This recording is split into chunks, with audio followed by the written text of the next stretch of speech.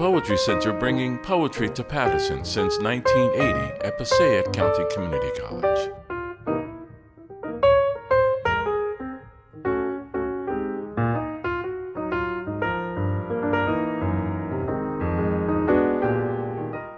Our next poet is one of three finalists.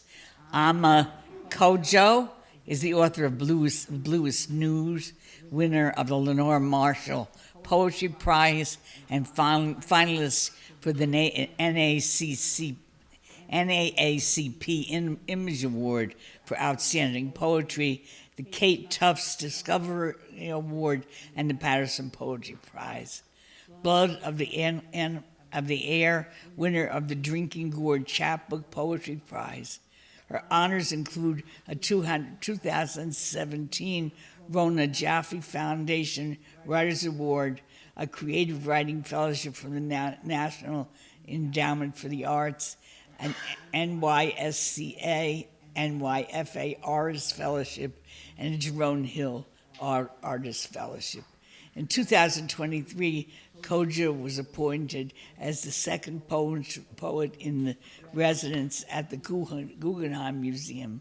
She is the recipient of the 2023 Whiting Award and 2024 Arts and Letters Award in Literature from the American Academy of Arts and Letters. Let's welcome Amma.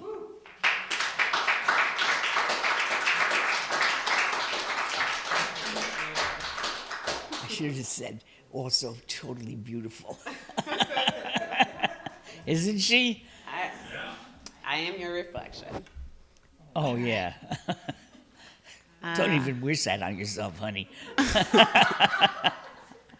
Well, how many books have you written? Excuse me, How 25. many? So, I would like some of that. Hey, everybody. What a space of feeling.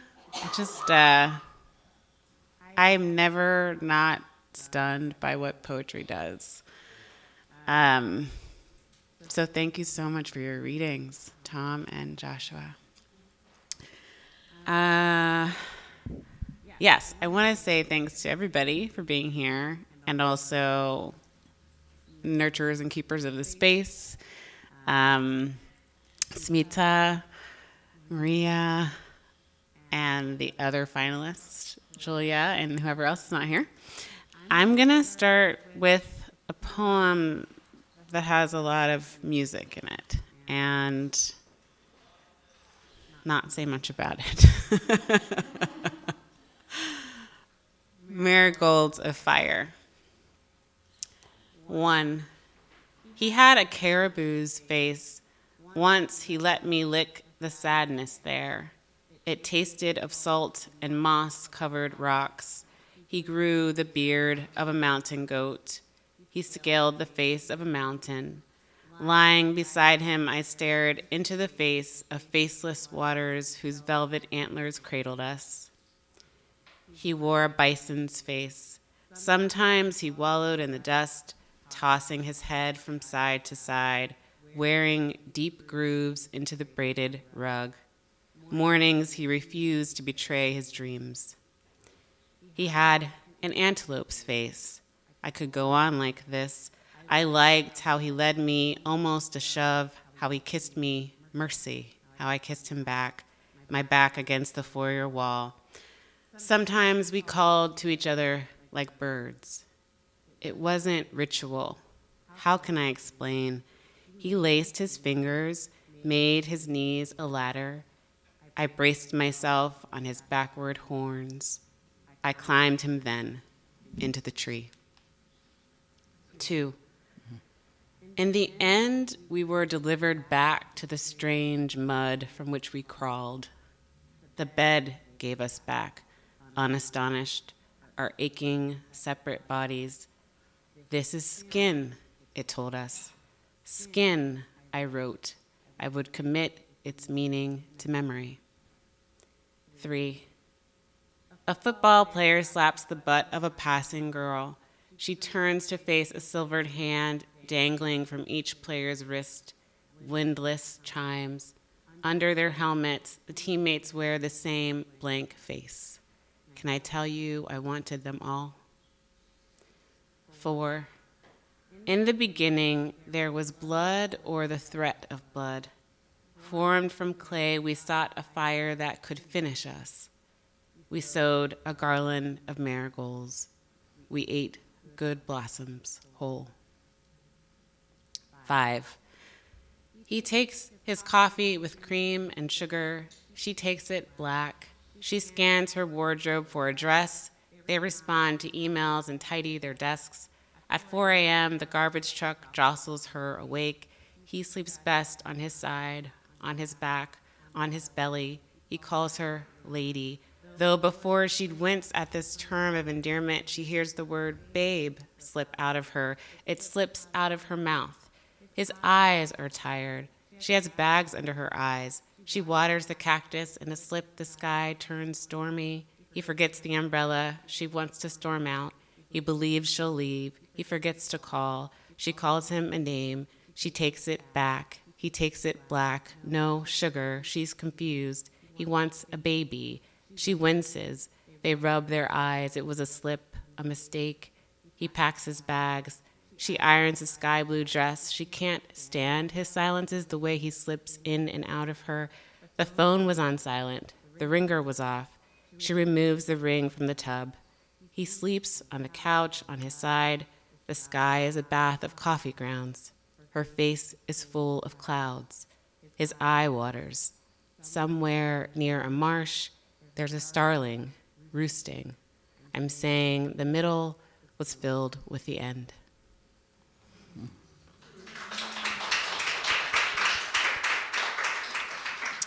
Thank you.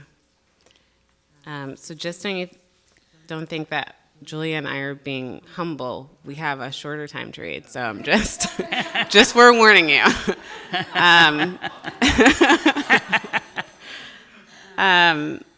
In the kind of spirit of the hinge that Tom did, I would love to be in community with Joshua and Tom and thinking about family. And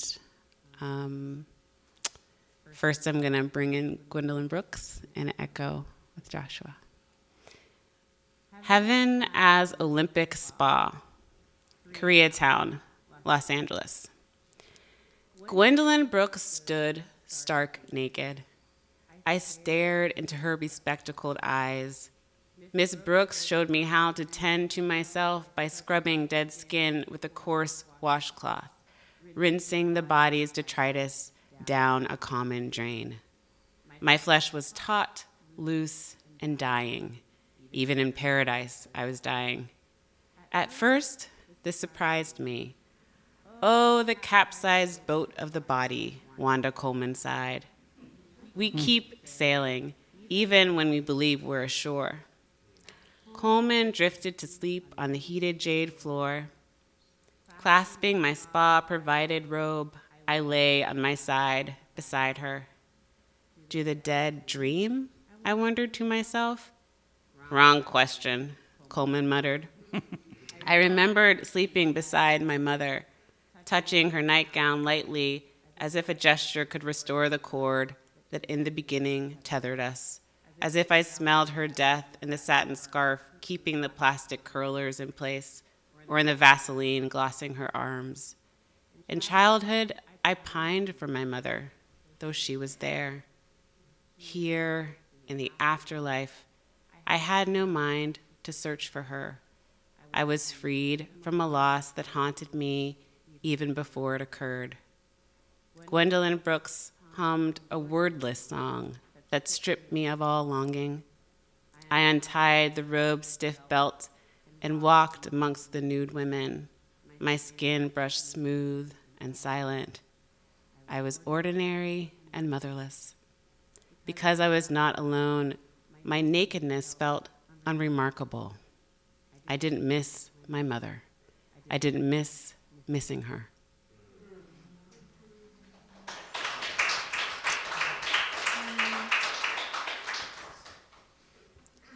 Okay.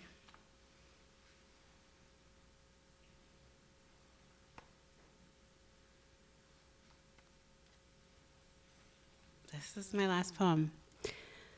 A family woven like night through trees. The man asks, "Do you have a family?" My thinking brushes the air between us like a wet mark stains white paper. My mother's mother, dead 22 years, a stone house, the ants I've killed. Robin, who, when someone hurls toward me a small cruelty, cries. Memphis in August, my twin brother crunching ice, all the cousins I've made, walking amongst cedar trees. New Yorkers on New Year's Day or the first day of spring. Not children I've birthed, but dead leaves raked into prickly hills made messy with our falling. Artists skinny dipping in the ocean at night. It was family that surged and fell away. But the ties my grandfather wore on Sundays are kite tails in my closet. The mums my mother planted are tiny, decadent flames. Family returns like a sun, the way a wave is always and never the same. For once, it is not about the body. I listened as my friend's urge to kill herself grew clamorous as a field of bells. She stank of it. Her voice reeked, streaked with ringing, and as if she were wreathed in baby's breath, clothed in a robe of dianthus, as if she'd been washed by a river stripped of silt and mud. I drew her close, inhaled her musk, and brought her brow to mine. I mean to say, her blood was mine. I was a teenager, and I read this poem by Mary Baraka called Preface to a 20-volume Suicide Note. And I just fell in love with poetry. And from then on, I've been interested in it and writing it and learning about it and reading it.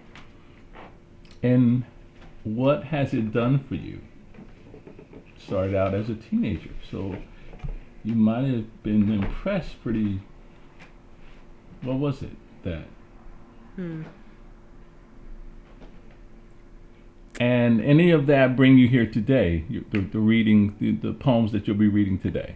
Well, I think all of that brought me here today because it made me want to be an apprentice of poetry and to keep working on my craft and to write a book and to want to share my poems with other people. And lastly, since you started out as a teenager, is there anything that you can share with teenagers or any folk who might be looking at this, listening to this? Is there any hope, words of hope, wisdom that you could offer? I think when you're a young writer, the best advice is to read a lot and to read very widely. So go to your local library in the 811 in the Dewey Decimal System. That's where all the poetry is. And then go to the stacks and try to figure out like what's something I'm drawn to, maybe what's something I'm not drawn to, and take home a handful of books and read them.